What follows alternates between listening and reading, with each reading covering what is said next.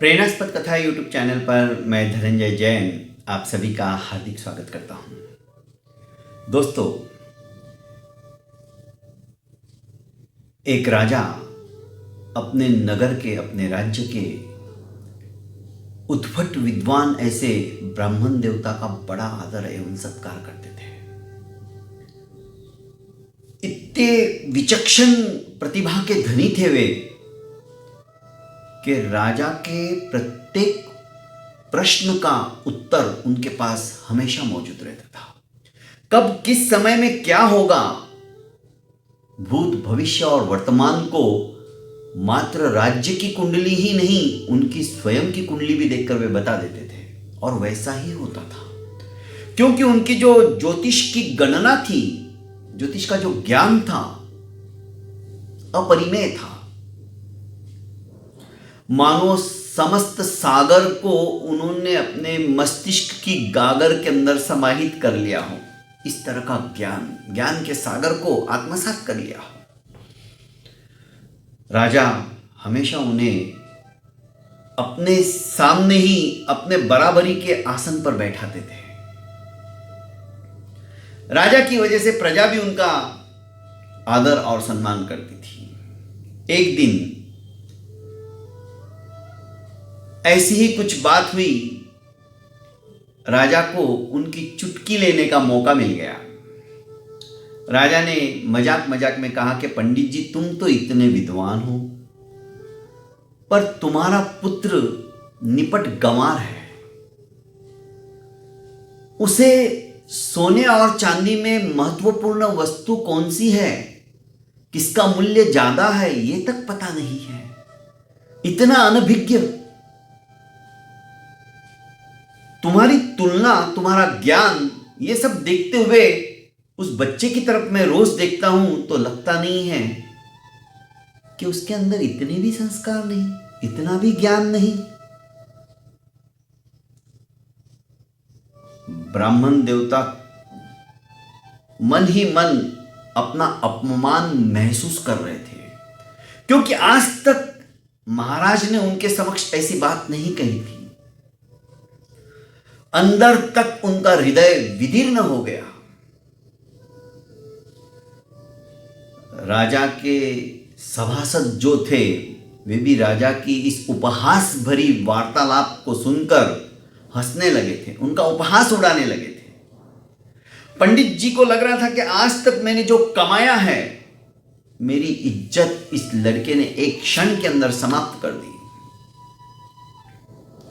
घर पर आए, अत्यंत उदास थे। उनके आते ही उसी लड़के ने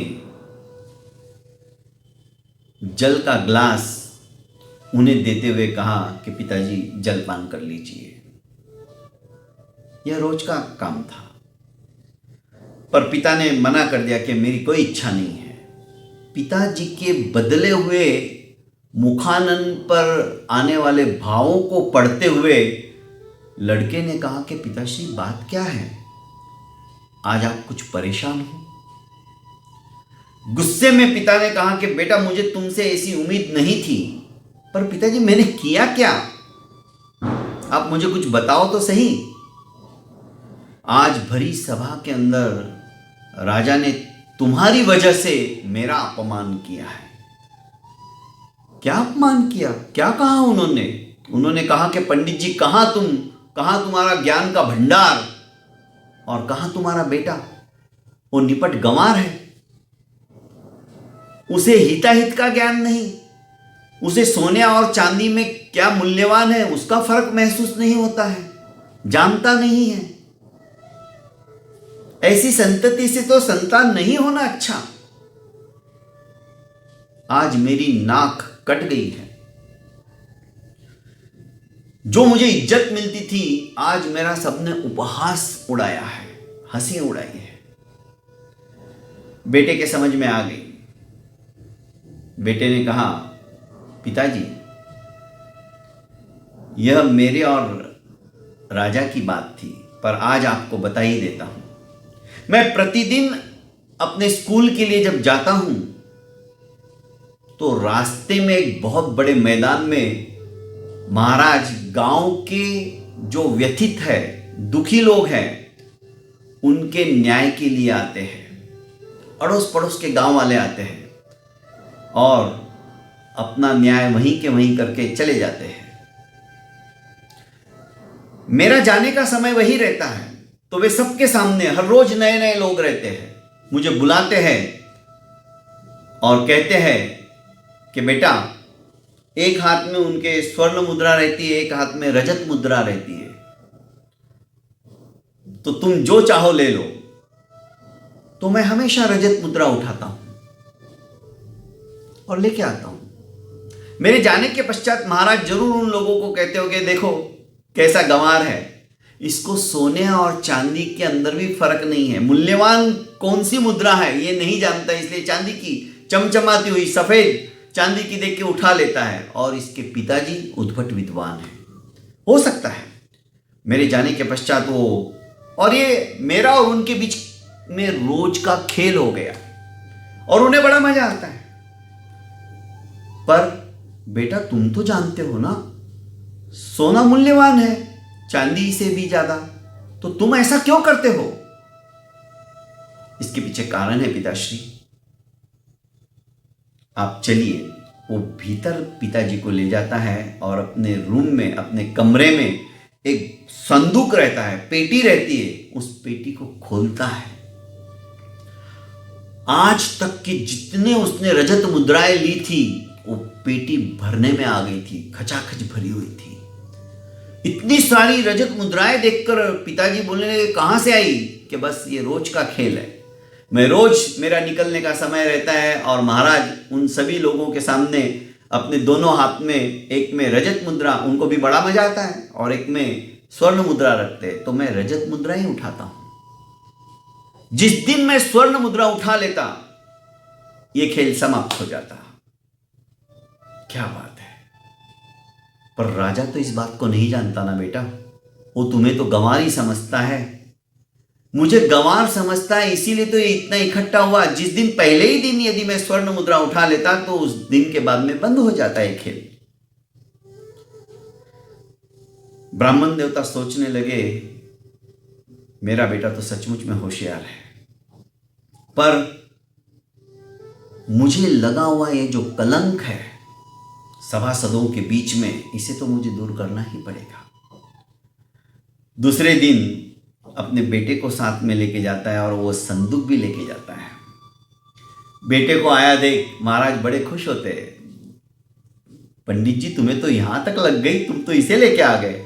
कि नहीं, जो आप समझ रहे थे कि मेरा बेटा मूर्ख है, गंवार है, ऐसा नहीं है।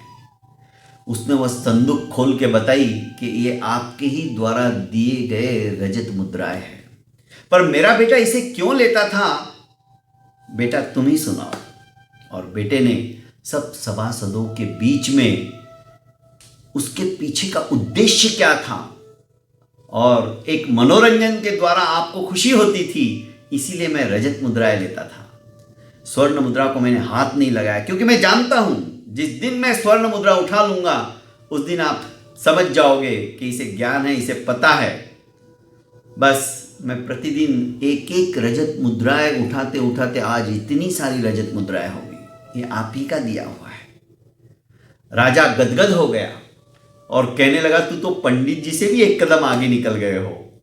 सचमुच में उद्भट विद्वान पंडित जी के संस्कार और विरासत के अंदर जो तुम्हें ज्ञान मिला है, वो इनसे भी कई गुना ज्यादा है। दोस्तों, कहने का अभिप्राय, लालच बुरी बला है। लड़का जानता था यदि मैं लालच करूंगा, मैं स्वर्ण मुद्रा उठा लूंगा, फल क्या होगा? कुछ भी नहीं, अंत हो जाएगा। धीरे धीरे, शनि शनि, एक एक बूंद करके आज इतना बड़ा संदूक भर गया, घड़ा भर जाता है। तो दोस्तों, कहने का अभिप्राय, देने वाला वो है, बस आपकी नीतिमत्ता अच्छी होनी चाहिए, आपके विचार अच्छे होने चाहिए, आपका कार्य करने की शैली, आपके कार्य करने की प्रणाली अच्छी होनी चाहिए। भरपूर देगा, उसके ऊपर विश्वास रखो। बहुत बहुत धन्यवाद दोस्तों। छोटी सी कहानी है, पर कहानी बहुत कुछ शिक्षा देके चली जाती है। लोगों को लगता है कि मैं मूर्ख हूं, पर हमारा जो अस्तित्व है, हमारा जो व्यक्तित्व है, उसे आप प्रकट मत करो। एक दिन ऐसा आएगा आपका व्यक्तित्व खुद ही बोलने लग जाएगा, जैसे कि पंडित जी के लड़के का व्यक्तित्व चमक उठा। उसने अपनी अच्छाई को बताने की कोशिश नहीं की, अपनी बुद्धिमत्ता को बताने की कोशिश नहीं की। लोगों के सामने आप ऐसे ही मूर्ख बने रहो, पर आप क्या हो जिस दिन लोगों को पता चलेगा, दांतों तले उंगलियां दबाएंगे। बहुत बहुत धन्यवाद।